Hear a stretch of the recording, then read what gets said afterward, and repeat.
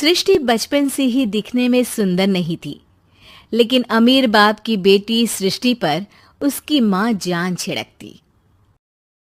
मेरी बेटी कितनी प्यारी है। भगवान सबको सृष्टि जैसी बेटी दे। सृष्टि धीरे धीरे बड़ी होती है। एक दिन सृष्टि की सहेली कहती है, तू दिखने में कितनी अजीब सी है, लेकिन मैं जानती हूँ हम सब में सबसे अच्छी शादी तो तेरी ही होगी। तेरे पापा अमीर जो है। और बता नहीं सकते यार, दहेज तो हर कोई देता है, ये क्या ज्यादा ले जाएगी अपने पति के लिए? अरे बड़े शहर में कोठी है इसके पापा की। अरे पापा की है ना, कौन सी इसकी है? इसकी होती तब तो कोई भी लड़का इससे शादी कर लेता। अरे पापा की मतलब पापा की है तो मेरी ही है ना? किसने कहा? अब तेरी तो तब होगी ना जब तेरा भाई ना हो। वैसे भी शादी के बाद सारी प्रॉपर्टी भाई के नाम होती है। सृष्टि समझ जाती है कि उसे किसी भी हालत में माँ बाप की सारी प्रॉपर्टी को अपने नाम करना है, लेकिन कैसे? एक दिन सृष्टि का भाई शीनू कहता है, बहन क्या कर रही है? तुझसे एक बात करनी है। अरे हाँ हाँ करना, मैं तो तेरी बहन हूँ। बहन मेरी लाइफ में ना एक लड़की है, बहुत अच्छी है।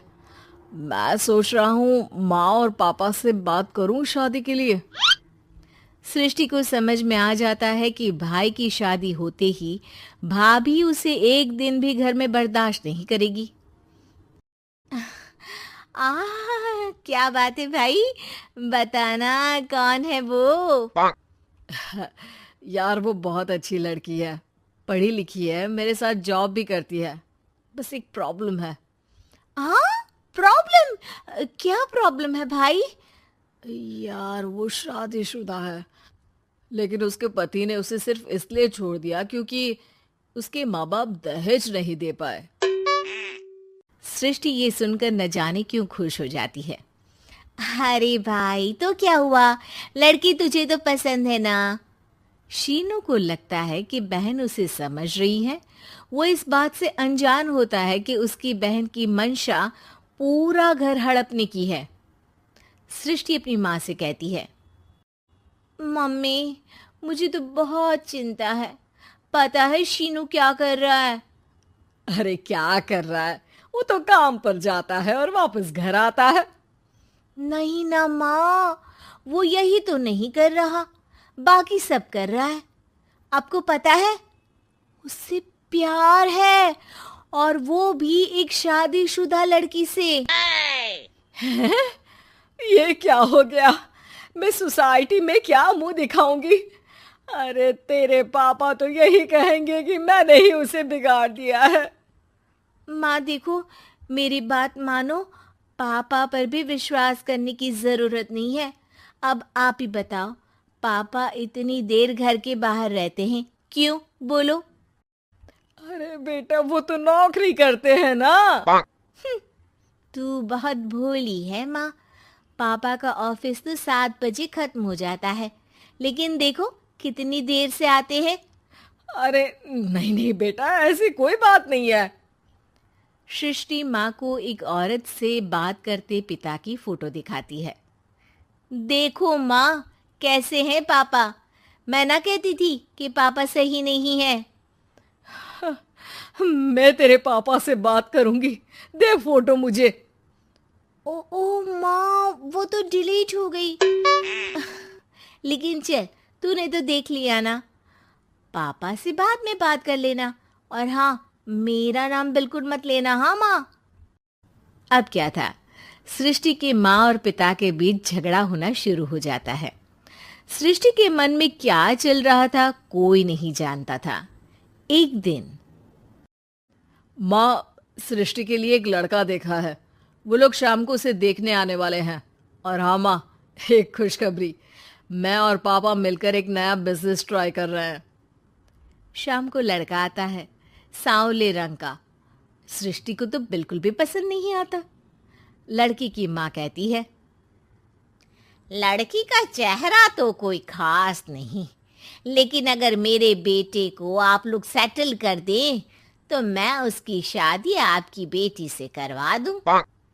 सृष्टि को लड़का बिल्कुल पसंद नहीं था।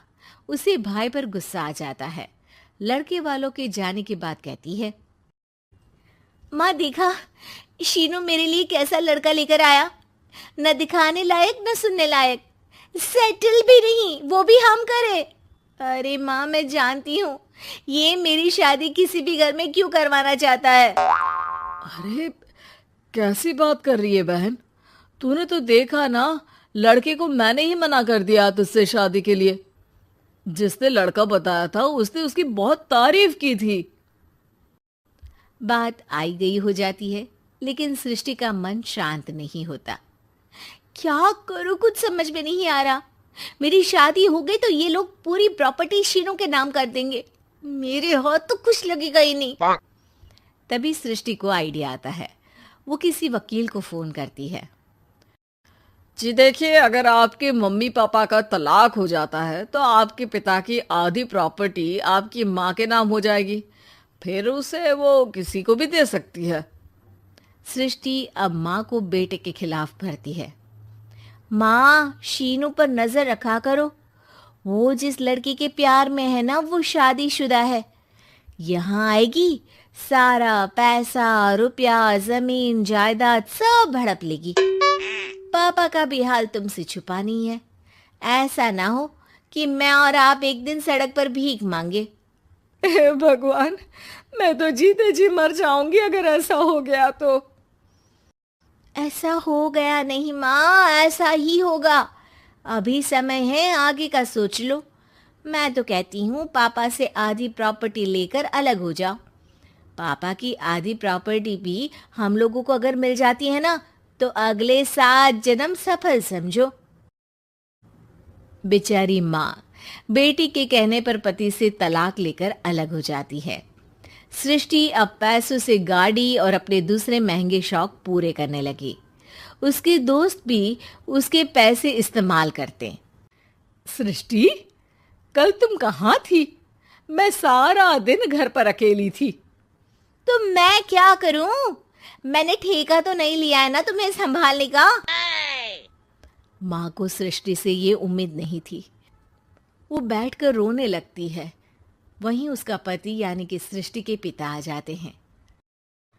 मैं जानता था कि तुम्हारा यही हाल होगा, तो आपने मुझे रोका क्यों नहीं?